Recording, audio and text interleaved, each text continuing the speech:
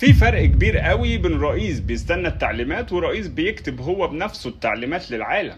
احنا كنا ممكن نكون دلوقتي زي سوريا او غزة كانت خلاص راحت على سينا يعني، او كنا دخلنا حرب من غير لا جيش جاهز ولا دولة واقفة. بس اللي حصل كان مختلف، ومختلف بشكل قوي كمان. السيسي شاف الصورة قبل ما تبدأ، واللي فاهم اللعبة مش زي اللي بيتفرج عليها. عشان كده قال لا ترامب اكتر من 5 مرات، واللي مش مصدق يراجع التاريخ.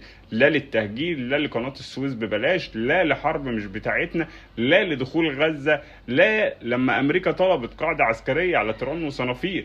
فمين الزعيم العربي اللي عمل كل ده؟ مفيش يا صديقي. والناس اللي كانت بتسأل زمان هو أصلا ليه بيصرف مليارات على الجيش والسلاح، الجواب قدامك النهاردة اهو. مش شايفه لسه؟ عشان لما أمريكا وإسرائيل تفكر تضغط تلاقي بلد والجيش ما بيتضغطش عليه، تلاقي زعيم ما بيتساومش زي الرئيس عبد الفتاح السيسي. السلاح اللي تهاجمنا عشانه يا صديقي هو اللي حمى كرامتك، هو اللي خلى مصر النهارده ماسكه مفاتيح اللعبه كمان، واللي خلى امريكا نفسها بتستأذن قبل ما تتحرك خطوه في المنطقه بالشكل اللي احنا شايفينه.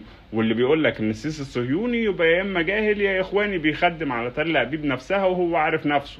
مصر دلوقتي مش بس واقفه على رجلها، لا دي واقفه وراها جيش محدش يقدر يقرب منه، وزعيم لسه عنده الجراءه يقول لا في وش الكبار ويمشي في وش العاصفه وهو رافع راسه وراس بلده كمان.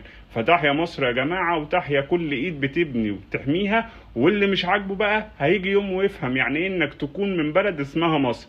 فيا ريت نتمنى منكم كومنت تحيا مصر، اعاده نشر الفيديو عشان نوصل لاكبر قدر من الناس.